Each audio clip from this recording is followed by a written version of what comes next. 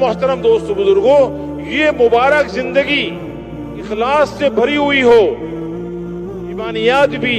عبادات بھی، اور اخلاقیات بھی،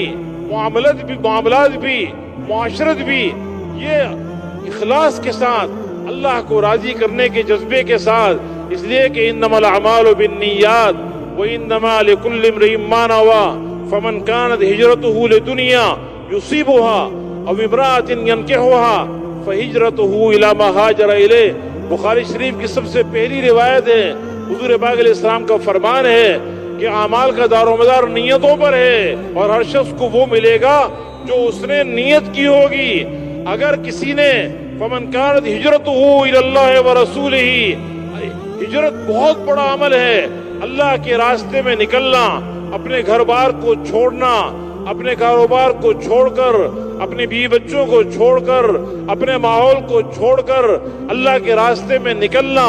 ہجرت کرنا، یہ بہت بڑا عمل ہے۔ اگر یہ اللہ کے رسول کے لیے ہے، اخلاص کے ساتھ ہے، کوئی دنیاوی غرض نہیں ہے، تو یہ ہجرت اللہ کے ہاں مقبول ہے۔ اس ہجرت پر بہت بڑے بڑے انعامات ملیں گے۔ اور اگر خدا نہ خواستہ یہ ہجرت والا عمل جو بہت بڑا عمل ہے، اتنا بڑا عمل ہے ہجرت کا کہ الہجرت تہدم ما کان قبلها، ہجرت کرنے پر پچھلے سارے گناہ اللہ معاف کر دے۔ لیکن اگر یہ ہجرت والا عمل بھی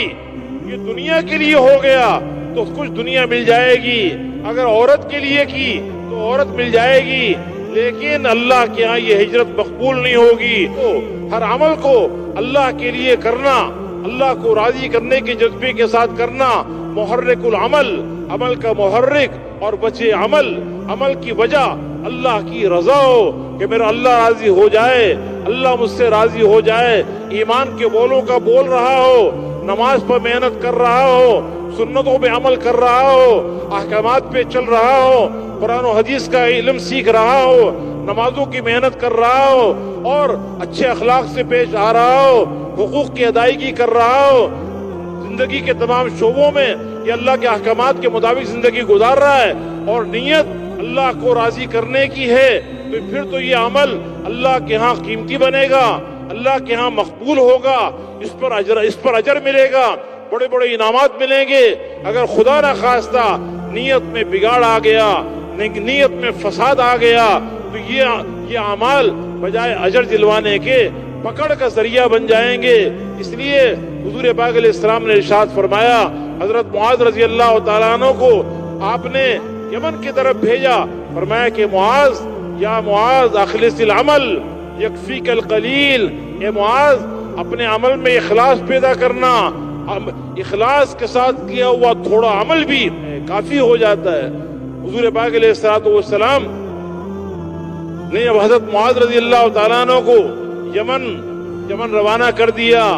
اور حضور پاک علیہ السلام نے یہ بھی ارشاد فرمایا تھا کہ معاذ، ہو سکتا ہے کہ جب تم واپس آؤ تو میری تم سے ملاقات نہ ہو اور تم میری قبر پہ سے گزرو۔ 1 سال گزر گیا، حضرت معاذ رضی اللہ تعالیٰ عنہ یمن کے اندر محنت کرتے رہے، حضور پاک علیہ السلام کا انتقال ہو گیا،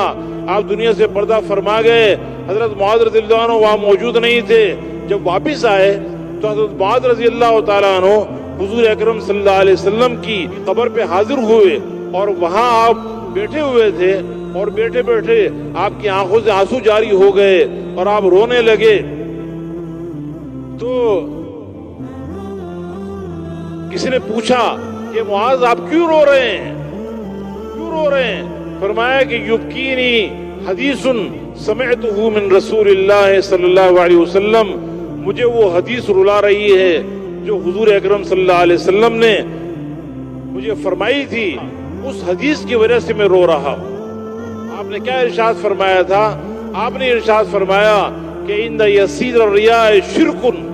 تھوڑا سا دکھلاوا بھی شرک ہے۔